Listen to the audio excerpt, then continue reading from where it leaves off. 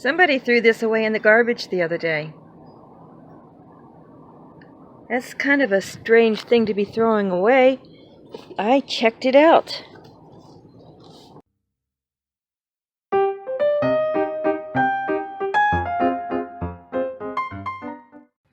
So there we go. There is a hyper tough drill in there. Although it's not an expensive model, it's still a drill. It still works. I tested it. In the side pocket are a bunch of bits. Which is really weird. Why would somebody throw something like this away? So, more bits in that pocket. I'm not complaining. Their loss is my gain, right? More bits in here. The battery pack, which works. The charger for the battery pack. And more bits. And a paddle bit, which I could have used the other day. So, strange that somebody threw this away. A while back, I ordered 2 MaxxAir fans. They were about a little bit over 100 each. These are just manual fans, and of course my ceilings are low, so I didn't feel the need to spend the extra money for remote controlled fans. These are just the very basic ones, which is all I need. So I'm going to attempt to install one on my motorhome. I cannot do the electrical part today, but at least I can get it mounted in the roof. One thing that got past me that I did not notice was how badly damaged this box is, so let's hope that everything inside is okay. On the side note, it is model number 4301K. Okay, so the box is open. The packing notice, installation instructions. It goes on the side right there. Okay, it has its own mounting screws, which you should always use theirs. It also has the little electrical things that you attach your wires to. I can't think of what they're called right now. Brain dead. So, okay, let me lift this thing out and see what we've got here.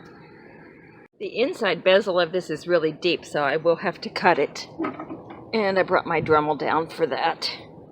I may not even mess with that part today. Like I said, I'm not going to do the electrical. I just want to get this set into my roof and at least get the top portion done. So there we go. That's the fan itself. I've got the white option. So we will get busy on this thing. Anyhow, so first, I need to take the inner bezel, or whatever you call that thing, off of the old vent. You're probably wondering why I have this nasty old bungee cord hanging here. And yeah, this thing is dirty, but why bother cleaning it when I'm going to be uninstalling it? The reason for the bungee is because I used to have a regular fan that I would put up there.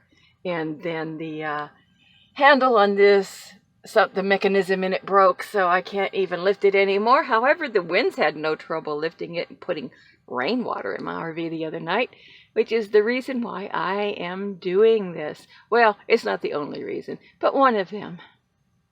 Okay, because of the light in the window, you really can't see this, but this handle here is held in by a screw. So I will be removing that screw so I can pop the screen part off. Yeah, it's pretty dirty. Ick. Okay, here's the handle. It just pops onto this little thing right here. Okay, so the handle just pops onto this part here. So, and I have spiders. Ick, they're dead, but they're still spiders. This is so, I hate spiders. Yuck. Oh, anyhow, seems that this one has an aluminum shield around it on all sides. So what I'm going to have to do is get a wire tracer. I don't have one. If my electrician friend doesn't have one, he's actually this is a different person. If he doesn't have one, then I will just have to buy a cheapy one. They sell them for like $25 at Harbor Freight. And I will just tap into this light right here. Or I could run a wire across the ceiling, which might be a better option, and just put a little protective shield over it. Yeah, I might do that. But anyhow, for now, we're just gonna work on changing this out. At least my roof looks pretty good still. It's got a couple bubbles, which I will have to address. And last time I did the roof, I did not use Dicor. I used a cheaper brand, and that's what happened. So when I reseal this, I will use Dicor again. Okay, this is the vent that I'm replacing. Ow, got a cramp in my foot. So I'm going to just work at this and scrape it off. And take out the old shroud, take out the old vent. Okay, I got all the lap sealant off of what I believe are rivets. There's a lot of them. I'm talking close to the phone because this guy is loud. And I have to have it on because it'll be too warm in the RV for the dogs otherwise. So what I'm going to do is clean this up a little bit and get some silver butyl tape and put it on for the evening. It's already like almost 7 p.m. So I'm going to run out of time, run out of daylight. It's temporary, but it will save any moisture from getting in until I get the new vent thing in, which will be the next day or so. I just have to figure out how to drill out those rivets. I've never done that before, so I had to do some research. And this is the silver butyl tape. Stuff is invaluable. Get some. If you have an RV, keep it on hand. It's invaluable. If you get a tear anywhere on your RV, you can temporarily seal it down with this because it has a butyl side. Great stuff.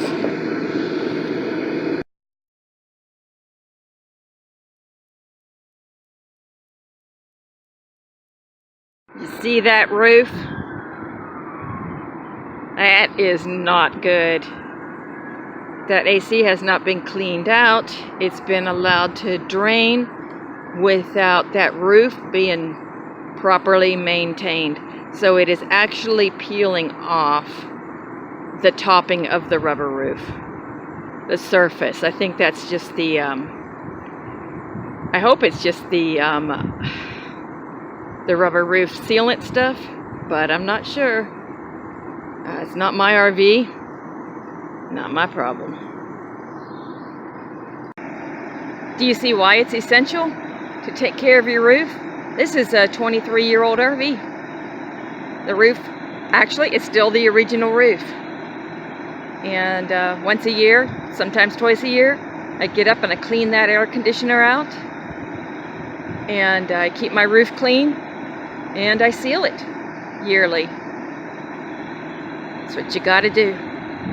If you don't maintain these, it'd be your loss. If you do maintain them, they can last for years and years and years. I wonder what people with a life do.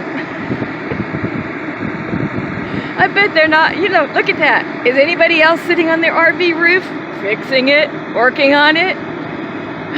Why can't I stop? I'm always doing something RV related. I want a life. I am back up on my roof to finish this vent assembly. Hopefully I can get the screws out. It's 85 degrees Looks like rain. I don't know what the precipitation is today, but I want to try to get this done. So, as it turns out, all these screws are square heads. That is not a square head drill bit.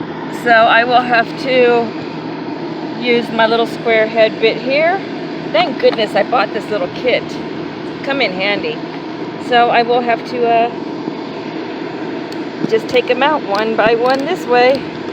Take me a little longer, but hopefully we'll get it done. One down, a bunch more to go. This is going to take a while. Each one, I have to dig out the caulk. Fortunately, I do have my screwdriver bag up here. My little tool bag. So I dug out the little mini screwdriver. So I will dig each one and remove each one as I go. See you in a few hours. Working on my third one. Just for the record, it is 2:44 p.m. I want to see how long this is going to take. We have one more screw to go. I got off the roof and got my lap sealant that I hadn't brought up yet. Took a drink of water. And there we go. Actually, this wasn't too bad. It probably took me about 45 minutes. And of course, I went down and checked all the drill bits while I was down there. And I do have a square head bit, but that's okay. I did not want to get off the roof to go find one, and I had this available. So there we go. Let me put all these screws in something, and I'll be back. Okay, so here comes the moment of glory. Hopefully it'll lift right up.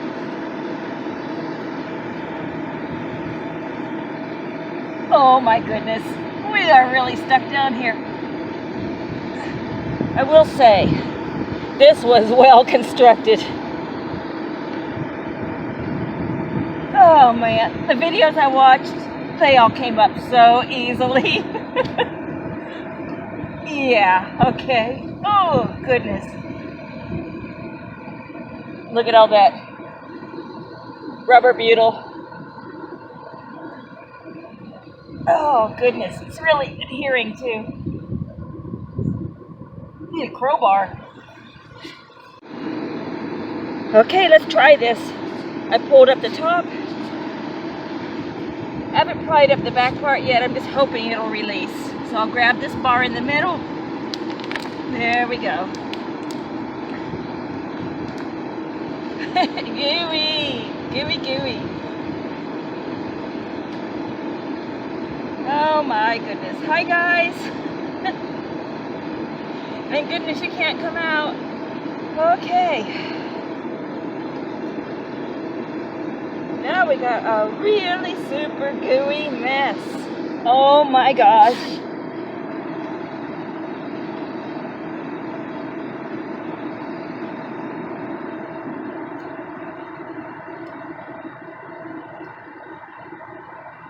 You want to remove this old stuff is really in good condition. For 23 years old, this is amazing.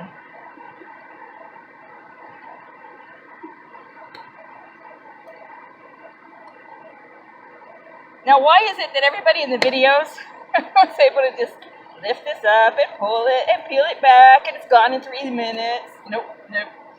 Ain't gonna be that easy, folks. So I'll work at this and I'll get all this removed. Is my rubber roof. Actually, I'm lucky because they actually wrapped my rubber roof, the membrane, down into the vent. A lot of them, they don't do that. They just cut it off at the hole. So that's a nice plus.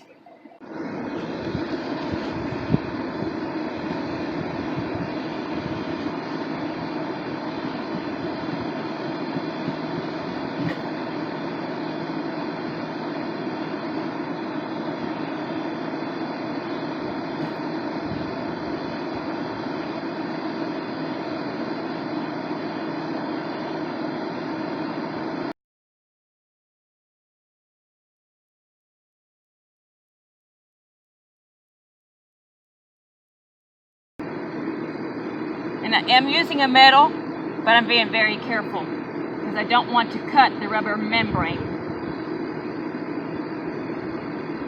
Okay, so that was fun. I got the fan up here, and what I had to do is borrow my neighbor's step ladder and put leveling blocks on top because I'm too short to stand on the leveling blocks to get the vent thing on the roof. Oh my gosh, yeah, I don't want to do that again. So here is, everything's cleaned up.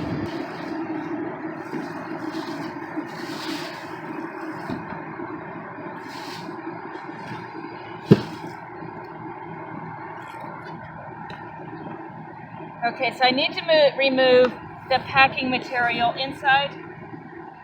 How do we do that? I guess I lift it and reach in and get it. Okay, so this is the hinge side. It goes this way. It goes towards the front of the RV. So now what I need to do is just lay that down. Ouch. Pinch yourself and draw a line, a pencil mark, so that I know where to put my rubber butyl tape. Okay, I guess that's pretty firmly in there. Okay, so here's my pencil line.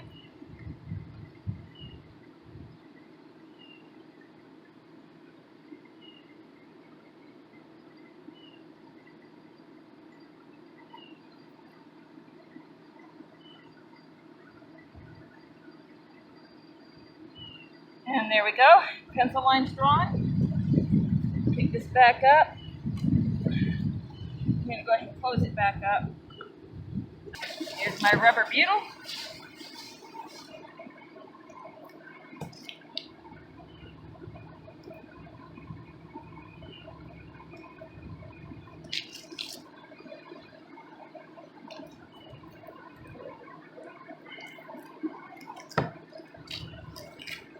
It's gonna take quite a bit.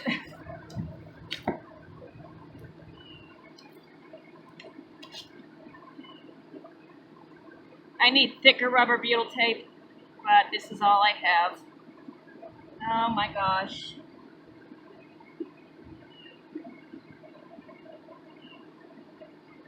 This really extends over.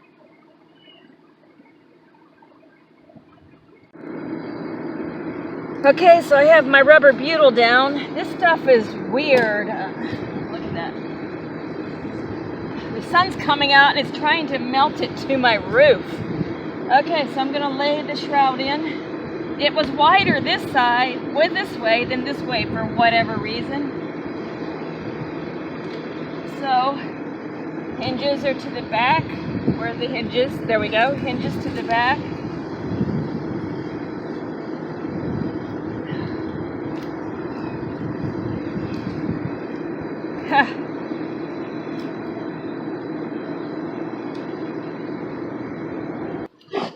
Okay, so I'm gonna drill some holes all through these little points here.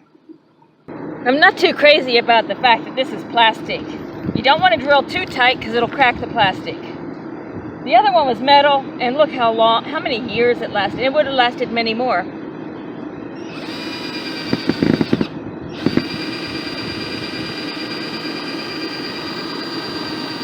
I've hit something. Houston, we have a problem. This should be easy, right? Nope. Why? Because it's mine. There's a metal plate surrounding my vent hood. Most of the screws won't go down. So I guess I'll go down and see if I can get some shorter screws. It's not going to hold it like I need it to, though. And just hope for the best. This is not good. Okay, so what have I learned? I have learned that although the hole is standard, the installation may not be. So in the future, or for those of you that want to learn from my mistake, line up the bottom of the old flange to the bottom of the new one and draw some holes on the make some marks on the other side as to where you really want to drill your screw holes. It's better to follow the same pattern if possible, because wow, this has been quite the challenge. So now what I have to do is cut out the rest of the extra rubber butyl that's expanding over, get rid of it, and do my lap sealant. Okay, I am finally ready to start dealing with my lap sealant.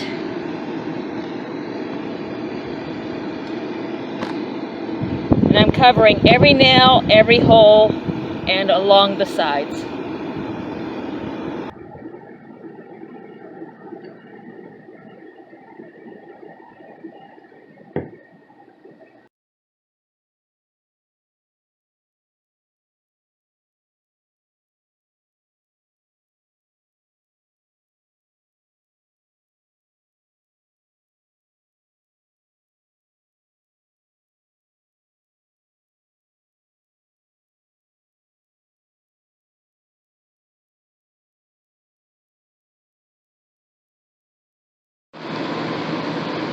When I said it would take me a long time to get the screws out, it didn't.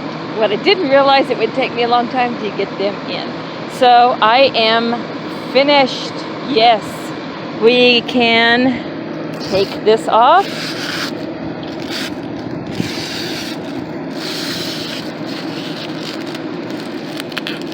Really? Lap sealant.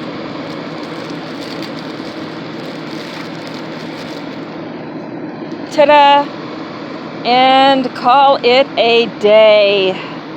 Woo, what a project. Should have been an easy, simple project, but as projects go with me, it ended up not being, but it is done. Yes. Catch y'all later. Thanks for watching, and live the life you love. Bye.